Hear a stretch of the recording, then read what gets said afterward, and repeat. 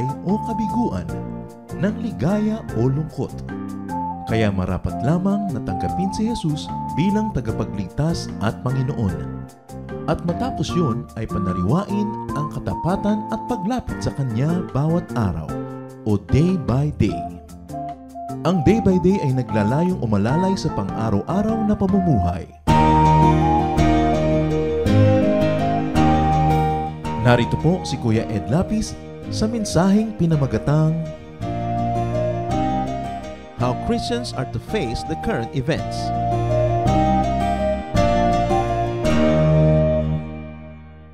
How are Christians to react to face the current events? Maraming mga nangyayari ngayon sa mundo, maraming nababahala, maraming natatakot. Ano kaya ang bago doon? Sa pagharap po natin sa mga current events, we say Christians are to look forward. Forward. To what? To the end of this world system. The prophets revealed it. Wala namang bago. Magtatapos naman talaga ang sanglibutan. Matatapos ang lahat. Hindi tayo dapat masurpresa, hindi tayo dapat magulat, at lalong hindi dapat matakot. Marami nang sinabi tungkol dyan. Isa na rito, Daniel chapter 2, verses 44 up to 45. In the time of those kings, the God of heaven will set up a kingdom that will never be destroyed, nor will it be left to another people. It will crush all those kingdoms and bring them to an end, but it will itself endure forever. This is the meaning of the vision of the rock cut out of a mountain, but not by human hands, a rock that broke the iron, the bronze, the clay, the silver, and the gold to pieces. The great God has shown the king what will take place in the future. The dream is true, and the interpretation is trustworthy.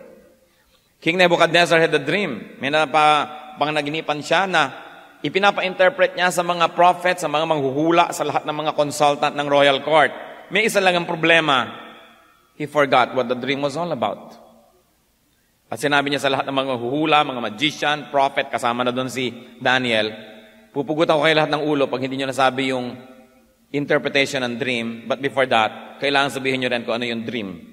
Kasi nalimutan ko. Nung naginip ako, bothered ako, pero hindi ko na maalala kung ano. Kaya kailangan sabihin nyo rin sa akin kung ano yung panaginip. And Daniel prayed to the Lord, and the Lord gave him the same dream. Napanaginipan din niya, pumunta siya sa hari. Ang napanaginipan niyo po ay isang rebulto. Kawangis ng tao. Gold ang head, silver yung mga chest dito, bronze itong medyo may sikmura, iron yung mahabang-mahabang binti at hita, tapos yung paa, mga pinaghalo-halong iron, clay, bato, etc., lupa. Sabi niya, yan ho ang mga civilizations ng mundo. Siyempre yung civilization na merong direct dealing with the people of Israel kasi hindi naman kasama yung India, hindi kasama yung China. So, yung gold kayo yan. Babylon. Pagkatapos may kasunod yan. Babylonian time pa lang sinabi yun. In-interpret. At sumunod nga, dalawang kamay, no? Dahil nahati ang Babylonia into Persia and Medes. So, naging dalawa.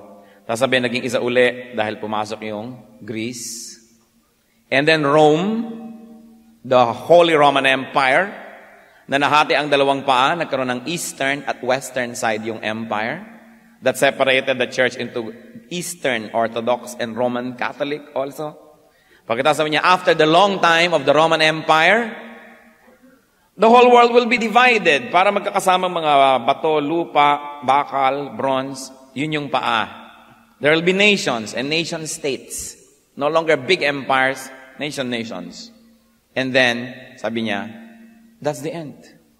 Merong isang bato na inuka hindi ng tao mula sa isang malaking bato at tinamaan ang estatwang ito at nagkadurog-durog siya, nagkaubos-ubos. At ito namang batong tumama, lumaki ng lumaki. At sabi, yon ang kingdom of God that will put an end to the kingdom of men. At sabi nga naman ng kasaysayan, nakita nyo, totoo nangyari. Talagang Babylonia, tapos Persia and Medes, tapos Greece, tapos Rome, and then the division of the world into nations. Kailan pa ba nagka-divide into nations? Nung matapos ang Holy Roman Empire, no? Which was neither holy nor Roman. So, nagka-divide na into nations. So, nasa na tayo ngayon? Nandun na tayo sa ingrown. Nung paa, ng estatwa. So huwag na tayo magtaka kung magkakaroon nga ng end. At ang sabi, the dream is true and the interpretation is trustworthy. So pinag-usapan na yan noon. Anong bago? Bakit tayo dapat magulat? So the end was prophesied by so many people in the past. It was also taught. The Lord taught about it. Hindi lang naman yung mga Old Testament people. Sa Matthew 24:2, do you see all these things? He asked. The Lord speaking here. I tell you the truth, not one stone here will be left on another. Every one will be thrown down. So lahat ng mga sinisimbolize ng mga civilization na yan, systems, ay mawawala. Matthew 24:30-31. At that time, meaning this end times, the sign of the Son of Man will appear in the sky, and all the nations on the earth will mourn. They will see the Son of Man coming on the clouds of the sky with great power and great glory. And he will send his angels with a loud trumpet call, and they will gather his elect from the four winds, from one end of the heavens to the other. So si Lord, nagsabi din tungkol dyan. What else? The 66th book, the book of Revelation, details it. Detalyado pa nga. Let's take a glimpse into that. Revelations 1:1-3. The revelation of Jesus Christ, which God gave him to show his servants what must soon take place. He made it known by sending his angel to his servant John, who testifies to everything he saw. That is the word of God and the testimony of Jesus Christ. Blessed is the one who reads the words of this prophecy. And blessed are those who hear it and take heart what is written in it, because the time is near. Nung sinabi the time is near, nung nagbuhay pa si John, di halos 2,000 taon ago, yung time is near na yon. Kaya dapat ngayon sabihin natin, the time is nearer. Noon, near na, di ngayon, nearer. O baka nearest. But brothers and sisters, children of God, do not act as if it were a surprise. Na magkakaroon nga ng end yung world system, magkakaroon yung end yung world as we know it. Do not act as if it were a surprise. But you should look to the end of the world system. And not only to the end, but also through the end of this world system. To a new heaven, a new earth, and a new Jerusalem. Hindi nyo lang titingnan yung end ng world system, dapat lampasan ang tingin at ang makita natin kung ano yung nasa likod nun, a new heaven, a new earth, and a new Jerusalem. Revelation 21, verses 1 up to 5. Then I saw a new heaven and a new earth. For the first heaven and the first earth had passed away, and there was no longer any sea. I saw the holy city, the new Jerusalem, coming down out from heaven from God, prepared as a bride beautifully dressed for her husband. And I heard a loud voice from the throne saying, now the dwelling of God is with men, and he will live with them. They will be his people, and God himself will be with them and be their God. He will wipe every tear from their eyes. There will be no more death or mourning or crying or pain, for the old order of things has passed away. He who was seated on the throne said, I am making everything new. Then he said, write this down, for these words are trustworthy and true. So John was taken into a vision. He was a prisoner on the island of Patmos in the Mediterranean Sea. And he was taken by the angel of God to the future. At ipinakita sa kanya yung mga mangyayari sa future. Para ka nanonood ng trailer ng isang movie. Ito yung mga pakita kung ano ang mga dapat asahan. At yung iba ipinapasulat, yung iba huwag mong isulat yan, yung iba isulat. At ipinasulat ang maraming bagay. So, we people of God should not only look to the end of the world, but we should look through it and see what else it ushers. Kasi para yan ang pag-oopera Isang major surgery. Kung ang lagi nyo lang tinitingnan, yung surgery, nenervyusin kayo.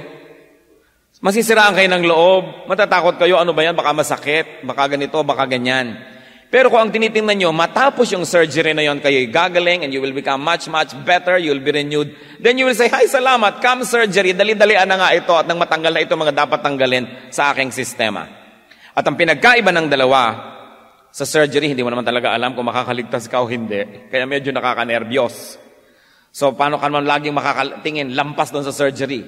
Pero, yung sinasabi na yan, na ito yung end of the world system, and kasunod nun, new heaven, new earth, new Jerusalem, tiyak tayo mangyayari yon because the Word of God said it. So, hindi tayo dapat matakot doon sa period of the end of the world system. Because unless it comes, what follows it will not come. Which is the new heaven, the new earth, the new Jerusalem. Makikita daw na ibinababa mula sa langit yung bagong Jerusalem, and the dwelling of God will be with men.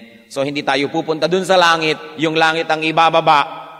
Kaya sabi natin, "Thy kingdom come." Yun ang ating panalangin. Mapa sa amin ang kaharian mo. At ibababa ang langit, magkakaroon ng bagong sistema, and God will be with His people forever.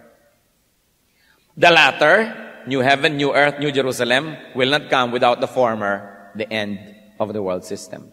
So, if the new Jerusalem, if the new earth, if the new heaven is good news, then the end of this world system is the beginning of the good news.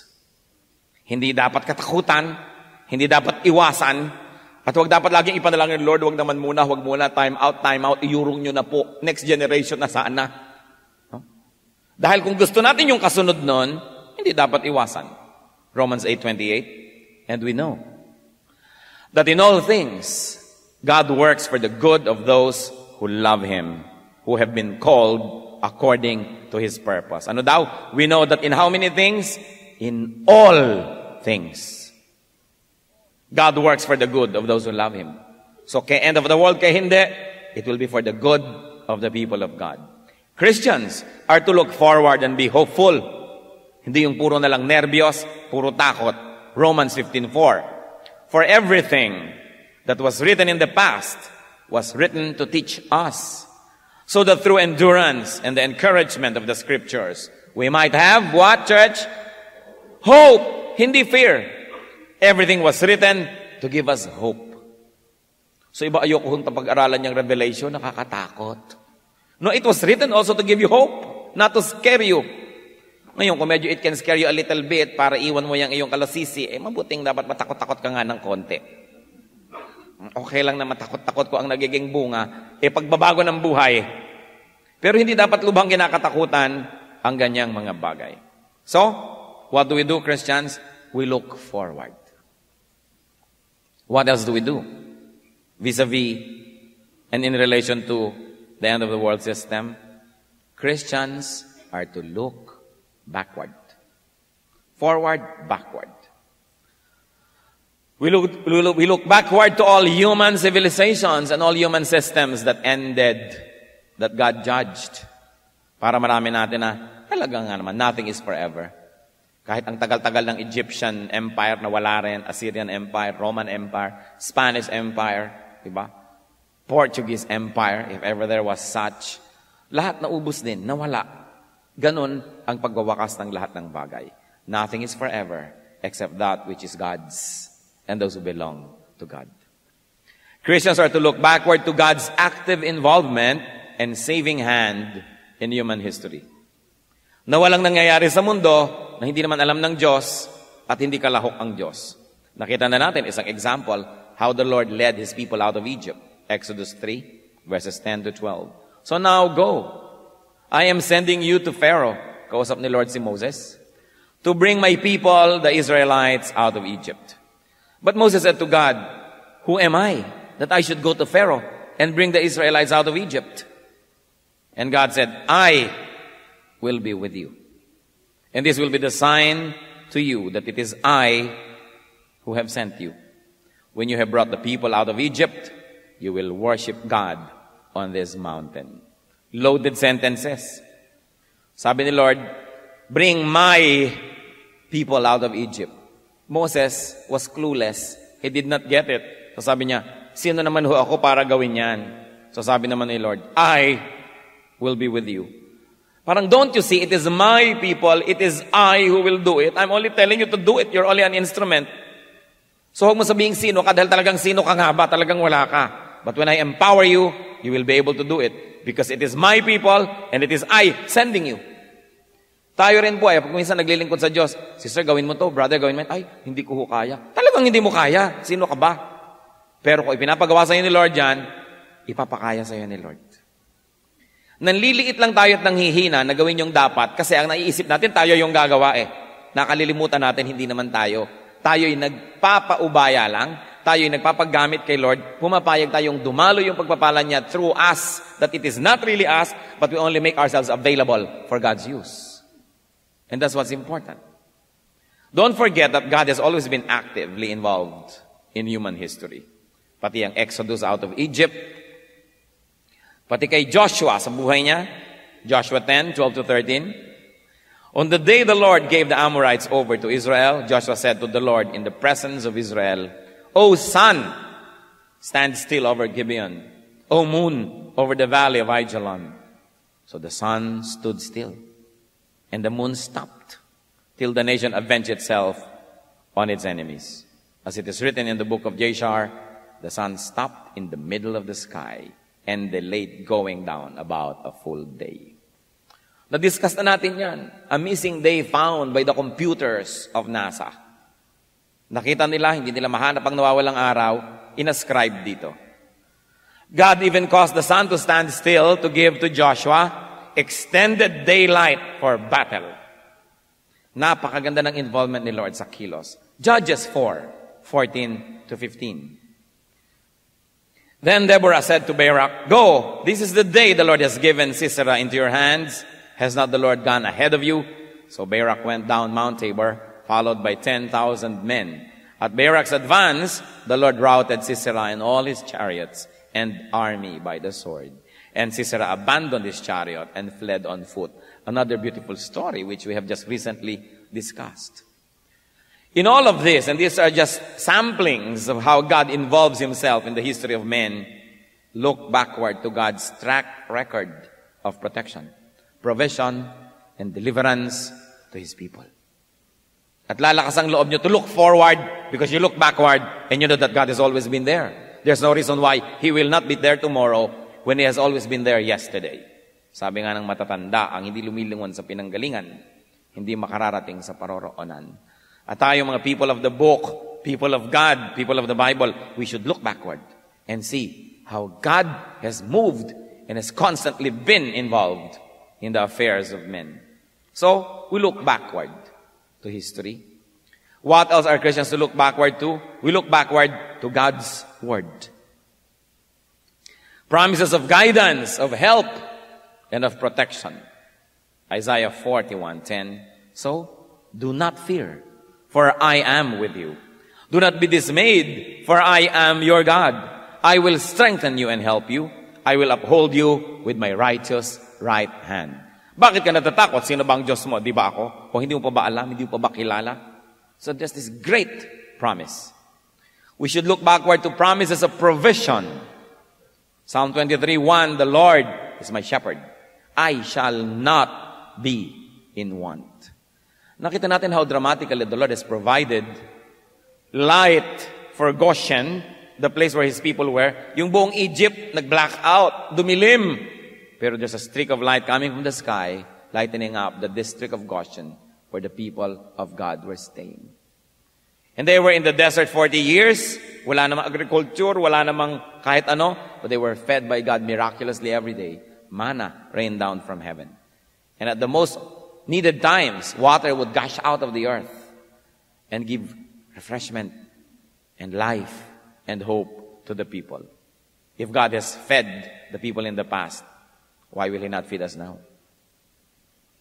We should look to promises of deliverance as well. Psalm 50, verses 14-15. Sacrifice thanks offerings to God. Fulfill your vows to the Most High. And call upon me in the day of trouble.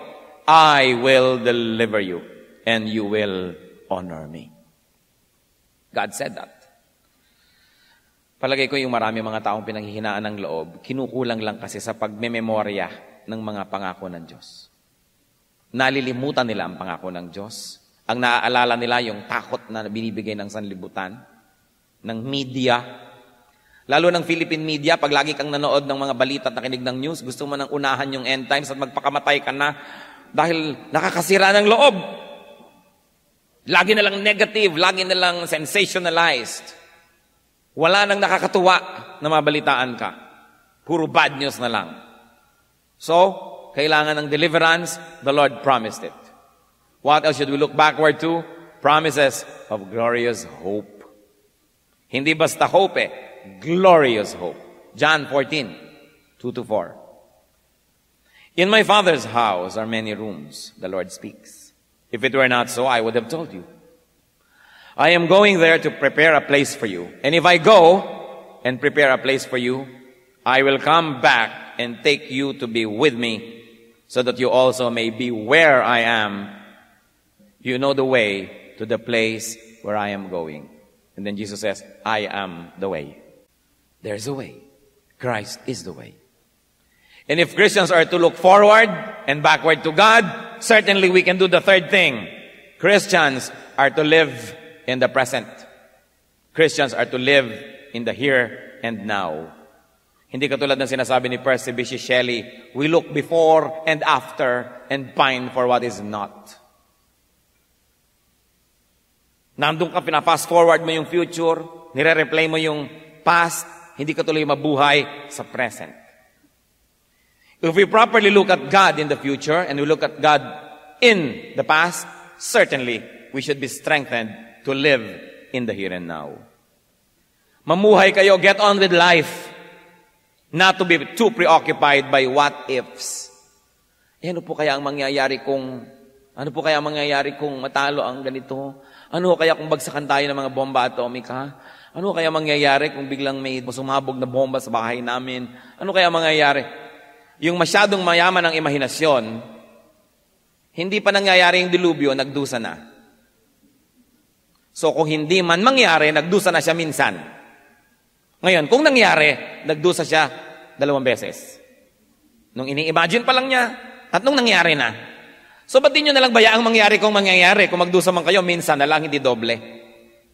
At kung hindi man mangyari, yung mahilig mag-isip, nagdusa na rin kahit hindi pa rin nangyari. Do not be too preoccupied by what ifs. You don't know what the future holds. But you know who holds the future. Do you know? Jesus holds the future.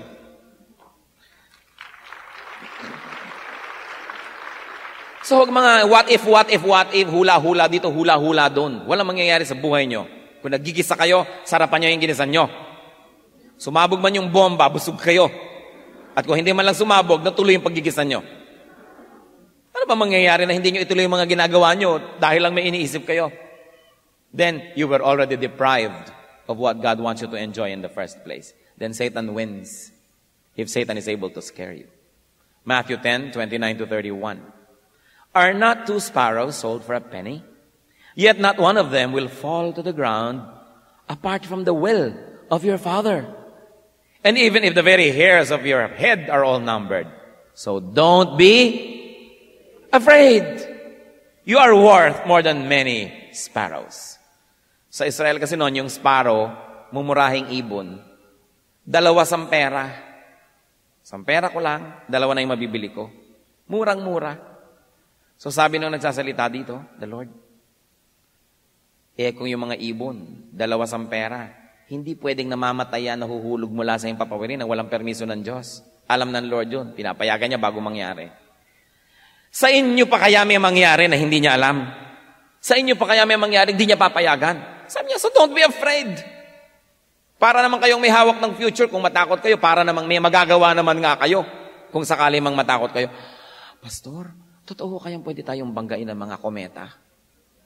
So kahit ba totoo yun, may magagawa ka. Ikaw ba si Darna? Lumipad ka, pigilin mo ang planeta.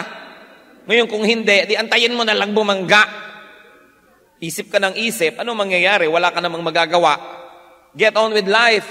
Pabulaklakin mo yung orchid mo, paliguan mo ang aso nyo, at kung bumangga yan, di bumangga.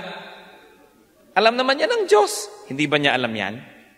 Pwede bang may mangyari sa mga anak ng Diyos na walang permiso ng Diyos? At kung bibigyan ng permiso, di yun ang mabuti. Siya naman nakakalam na mabuti.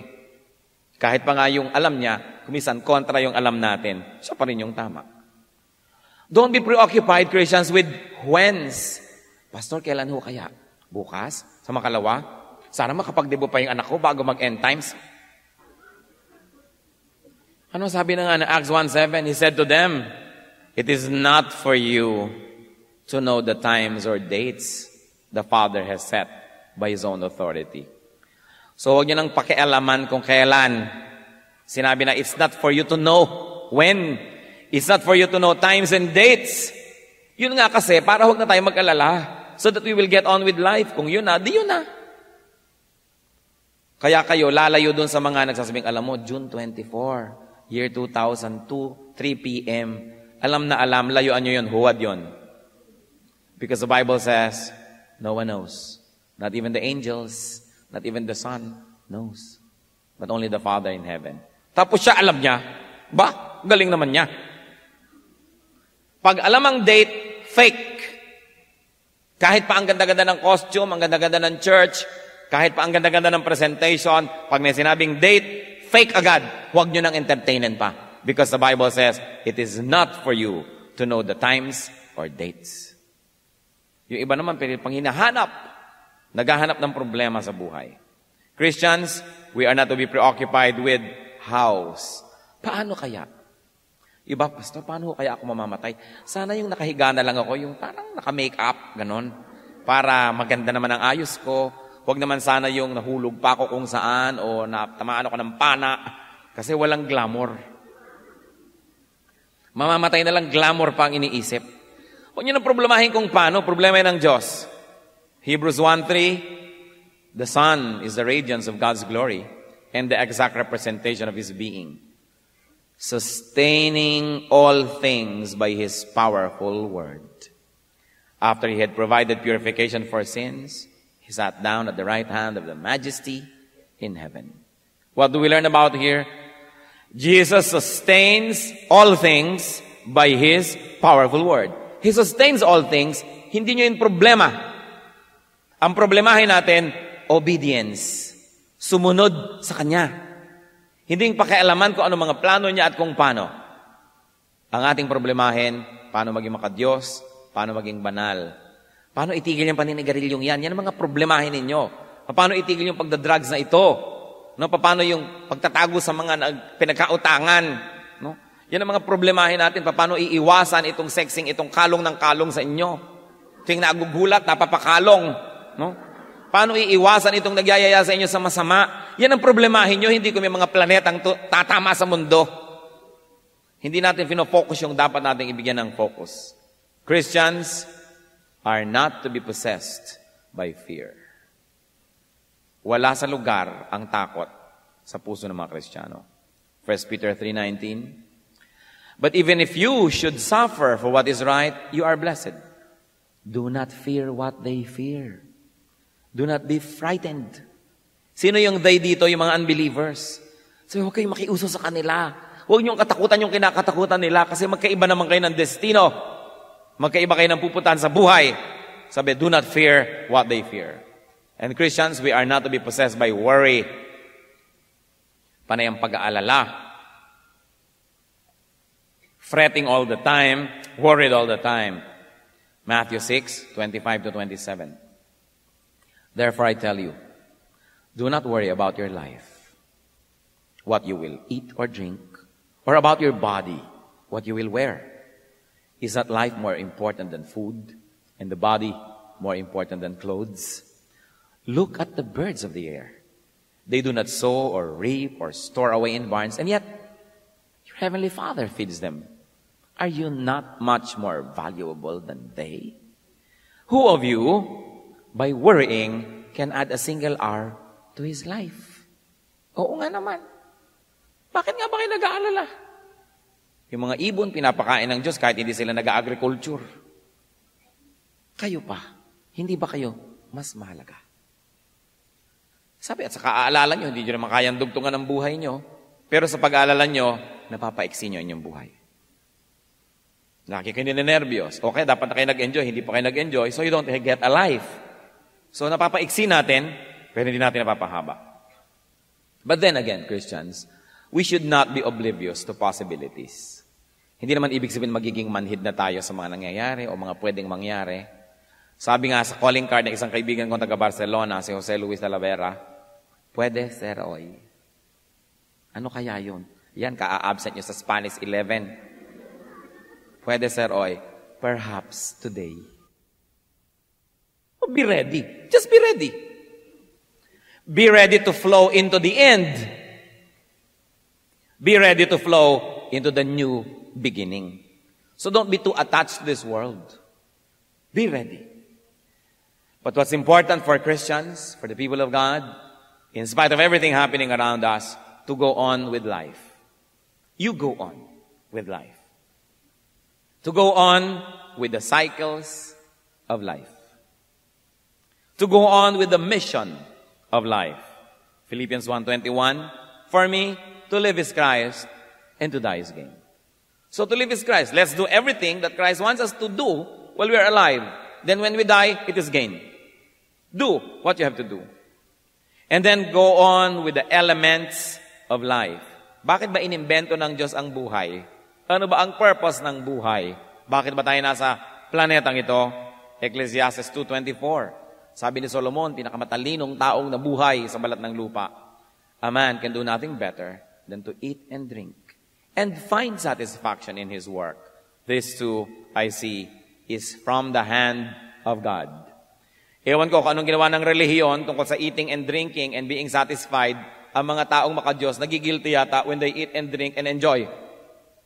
Kasi sobrang inuso sa atin yung monasticism, pinauso sa atin yung hinahagupit mo ang iyong sarili, naglalakad ka ng paluhod, dumidipa kang pagod na may dala kang barbell, yung pinapahirapan mo ang sarili mo, masamang mag-enjoy, hindi dapat mag-enjoy.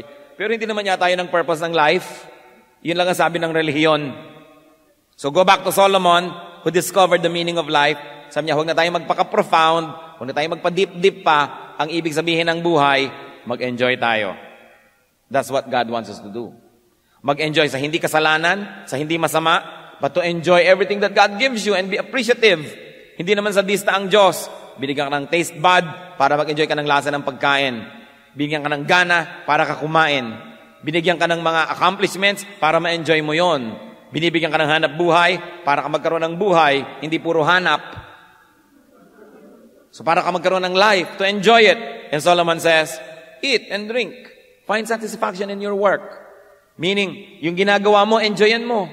Kaya kung hindi ka nag-enjoy sa ginagawa mo, bitawan mo yan, maghanap-hanap ka ng iba na na-enjoy mo. Kasi sandali lang ang buhay, inubos mo pa sa paggawa nang di mo namang gusto. Samantalang meron namang gusto mo rin at pwede ka rin magkaroon ng satisfaction. So sabi niya, yan ang buhay. Do that while you're alive.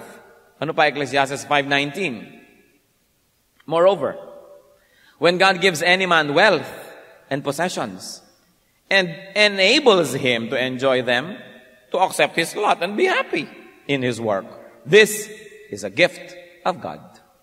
So huwag mag-guilty yung mayaman, basta hindi ka nagnanakaw sa kapwa at marunong ka mag-share. Huwag ka mag-guilty na marami kang possessions, basta hindi tayo nagiging sakim. Sabi, if God gives you wealth and at the same time enables you to enjoy it, aba, dobleng blessing yan, enjoyin mo. Be happy. Huwag kang mag-guilt trip, huwag kang kung ano-ano.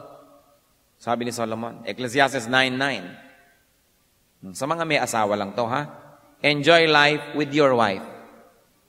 Remember, your wife, ha? Hindi wife ng iba.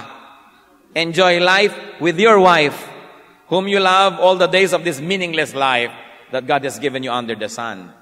All your meaningless days.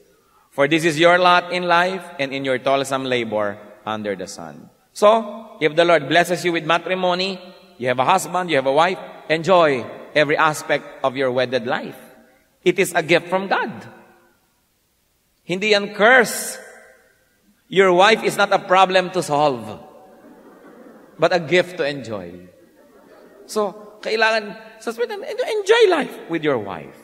In Ecclesiastes 11:8, however many years a man may live, mahaba mat maikse, let him enjoy them all.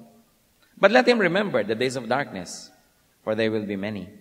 Everything to come is meaningless.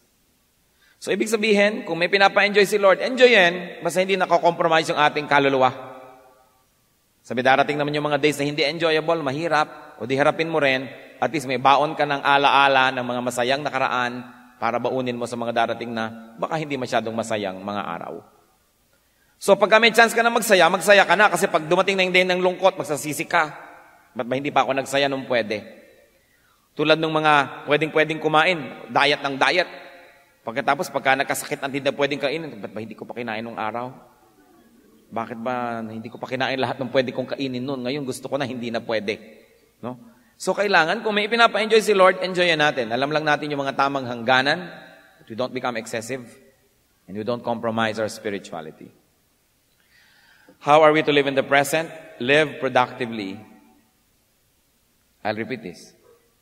Live productively as if the end of the world would not come in the next 1,000 years. Yung magtanim pa rin kayo. Yung ba, ayoko na yata magtanim, baka mag-end of the world na. Tapos isang taon na, hindi pa rin nag-end of the world. Wala ka tuloy maani. Huy, mag-resign na kayo sa mga trabaho nyo, end of the world na. O 2 taon na hindi dumarating. O di pila ka na naman sa POEA. Dapat, ang mga Kristiyano, plano ng plano, tanim ng tanim, trabaho ng trabaho, na parang in the next 1,000 years, hindi pa mag-end ang world. So you continue to be productive. But, you live morally and uprightly as if the end of the world would come today. So you live productively as if it will not happen yet, but you live uprightly as if it will happen now. And if you did those two things, you can never go wrong.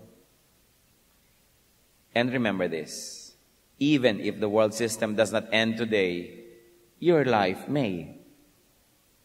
Yung iba kung pinag-uusapan ng end of the world, malayo pa yan, mga 1,000 years from now. Oo, kung namatay ka ngayon, the end mo na. Hindi, ang lapit din. Kahit hindi mag-end yung planeta, nag-end ka bigla, di yun na yung end mo. So kailangan nire-recognize natin yung mortality natin. Yung pamumuhay natin, yung kabanalan, kabutihan na pwedeng gawin. Gawin na ng gawin dahil baka nga mag-end na tayo today para hindi na tayo nagsisisi pa. Pero, yung lahat ng pagtatanim, lahat ng production, lahat ng mga pagsisikap, ituloy na parang hindi pa. Para alinman sa dalawa ang mangyari, panalo ka. Hindi pa nag-end yung world, may itinanim ka, di may aanihin ka. Nag-end na ngayon, ang banal-balan ng buhay mo, di mabuti. Kahit alin pwede. But don't put your life on hold just because the World Trade Center collapsed. Don't put your life on hold just because they are preparing for the first war of the new millennium. Marami ng gerang naranasan ng mundo. Lahat ng tao ng mga panahon yun, akala nila yun ang end of the world. Hindi pa rin. May mga grupo pa nga, nagsuot na ng mga helmet na pang motorsiklo, sumuot sa mga ilalim ng lupa sa Tagaytay, at sinabing, end na ng world. 10, 9, 8, 7, 6, 5, 4, 3, 2, 1, 2, 3. Nagbibilang pa yata ang iba ngayon. 3 million. Wala pa rin. Sinabi na ngang walang nakakaalam ng date, naglalagay pa, napapahiya tuloy. Huwag kayong nakikinig sa ganyang mga bagay. Go on. Kung nag-end ng world, sa kalagitnaan ng paggaganchilyo nyo, di sa kalagitnaan. Di ba? Kung nag-end yung world na hindi pa umaalsa yung cake na ginagawa nyo, di umalsa. Pag hindi man lang nag-end, at least umalsa yung cake nyo, may kainin kayo mamaya. Mahalaga, get on with life. Live uprightly as if the Lord will come today, but live productively as if it will not be in the next 1,000 years. The future is not for us to fret about. The future is for us to hope in.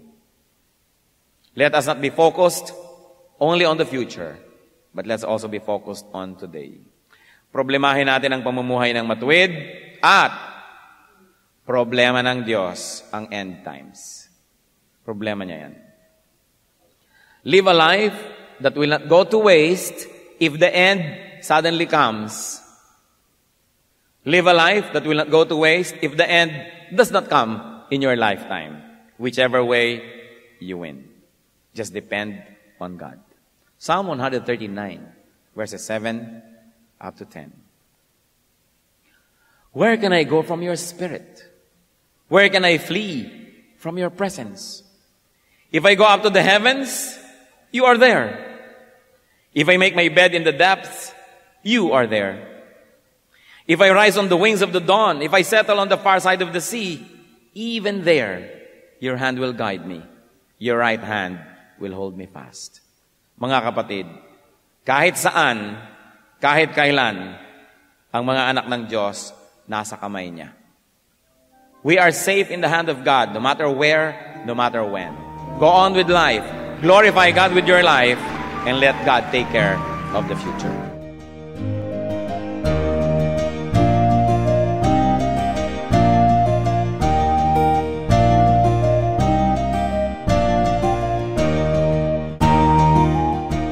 Ang katatapos pong mensahe ni Kuya Ed Lapiz ay pinamagatang How Christians are to Face the Current Events.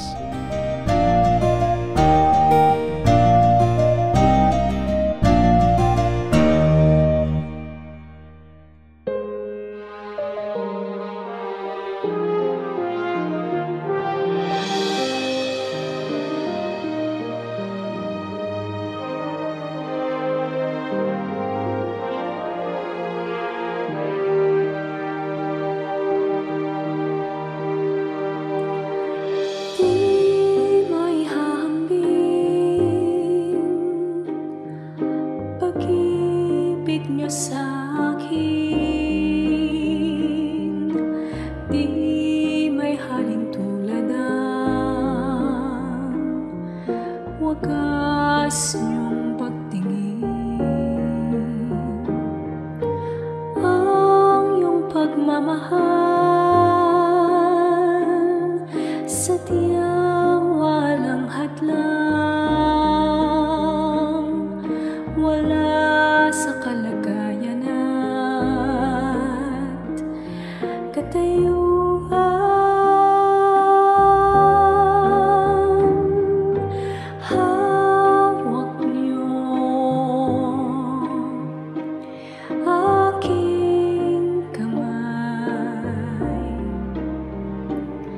Sa tuwing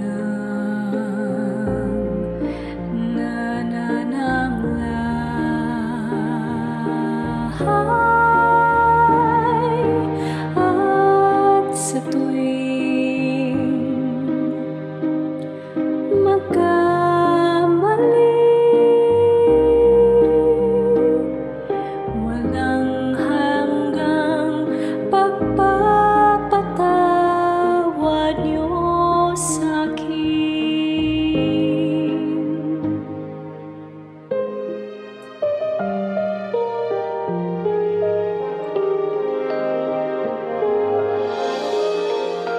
Di may hahambing pag-ibig niyo sa'kin,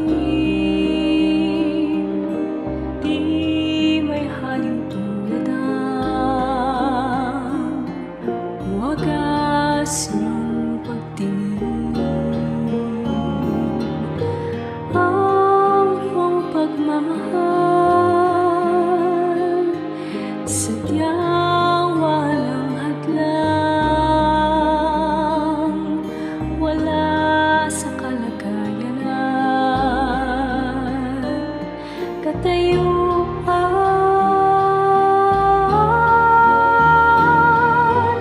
Hawak niyo aking kamay sa tuwing nanananglahay at sa tuwing magkamali, walang hanggang pagpapatawad niyo sa'kin. Sadyang di mapigil ang kabutihan niyo, kahit tumigil pag-ikot ng mundo. Sa'king kahinaan, di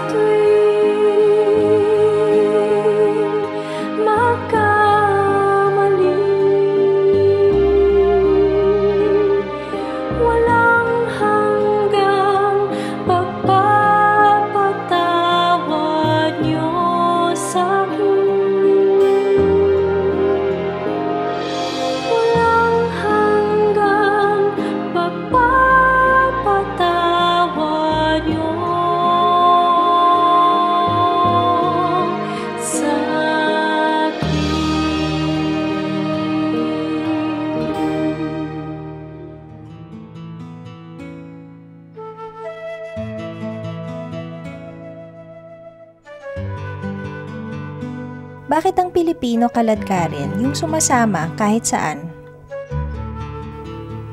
Ang mga Pilipino talaga sobrang makatao, mahilig makipagkapwa, makihalubilo, makisangkot sa buhay ng may buhay. Kasi tayo, we are very sociable. Gusto natin kasali tayo sa mga celebration, maging kalungkutan ng ating kapwa. Kaya talagang walang palalampasin, dadalo. Lalong-lalo na nung araw na wala namang masyadong pinagagagawa ang mga tao sa mga probinsya, sa mga malalayong mga bukid, siyempre pagkakataon na nila na makisalamuha pag may okasyon. At ito nagpapatibay ng mga relasyon, ng mga magkakamag-anak, ng mga magkakaibigan, kaya magandang kaugalian yung tayo ay nagsasama-sama.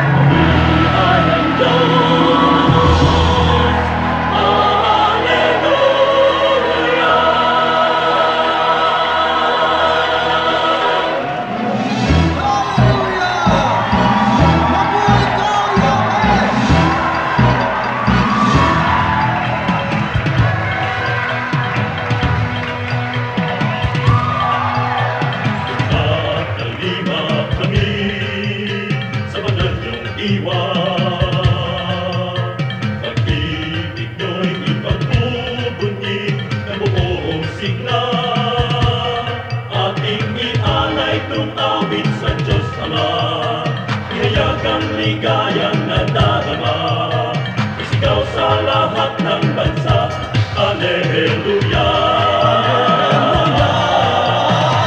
Sumayin Diyos, Alleluia. Sumayin Diyos, Alleluia. Sumayin Diyos, Alleluia. Go!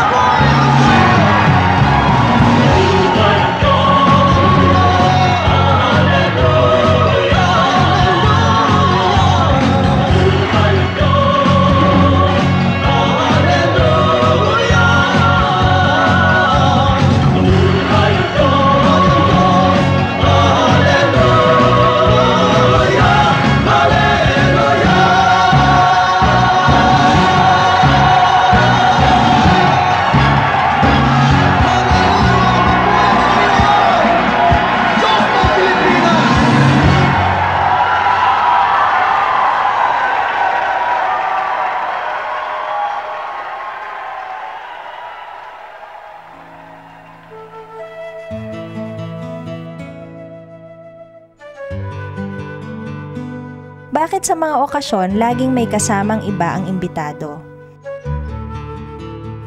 Yan na isa sa mga hindi maintindihan ng maraming foreigners o hindi Filipino kung bakit yung isa mong inimbita may bitbit na 2 o 3 pa, hindi mo naman imbitado. Kasi nga yung sobra nating pagmamahal sa kapwa, ayaw nating tiisin na may pupuntahan tayong masaya o may kainan, tapos may matubong tayo, may madaan ng kapwa, hindi mo yayain. Kaya yung mga Pilipino nagkakaintindihan At yung hindi ka imbitado na dumarating, ibig sabihin din kasi handa ka rin tumanggap ng mga bisita kahit hindi mo sila imbitado.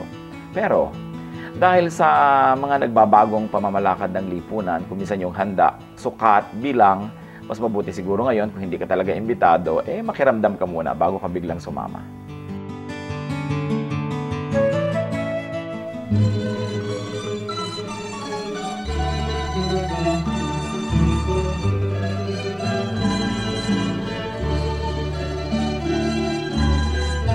Mga gawa niyo sa aming buhay, tuwin ay naaalala. Kayo'y laging tapat na tunay, puno ng pagpapala. Salamat sala'y pinatawad, nilinis niyo, Diyos. Pakinggan niyo't aming ilalahad, awit sa inyo, Jesus. O kay sarap mabuhay, sa piling niyo, Jesus. Bawat landas may kulay, kasiyahay lubos, ang tanging ninanais ay magpuri sa inyo, lalo lang tumatamis sa piling niyo, Jesus.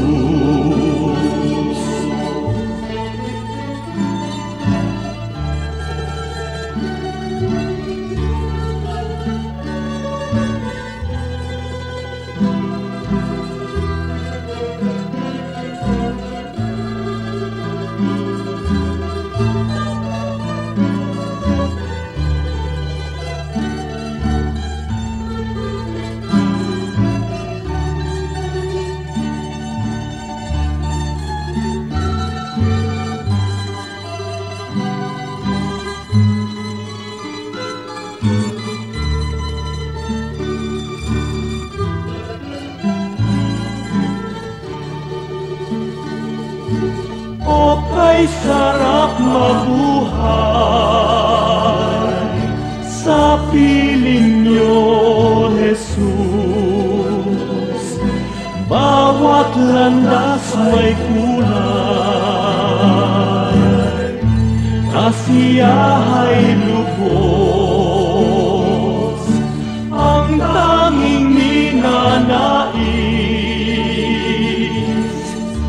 ay magpuri sa inyo, lalo lang tumatamis sa piling niyo, Jesus. Bawat hakbang ay mayroong awit, bawat pintig ng puso, mga himig na makalangit sa damdamin bugso. Lumipas man ang aking buhay, awit di matapos, sa langit man ay iaalay, pakinggan niyo, Jesus. O kay sarap mabuhay,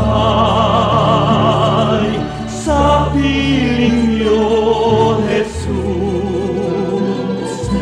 Bawat landas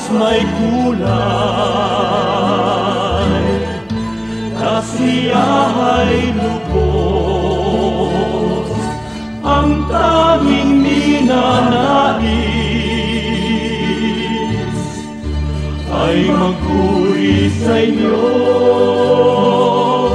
lalo lang tumatamis sa piling niyo, Jesus. Lalo lang tumatamis sa piling niyo,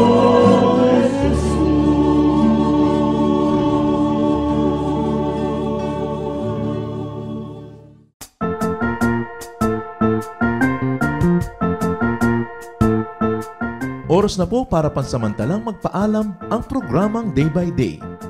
Tayo po'y magsama-sama tuwing ika-6 hanggang ika-7 ng umaga, araw-araw. Magandang umaga po at mabuhay ang Panginoong Hesus!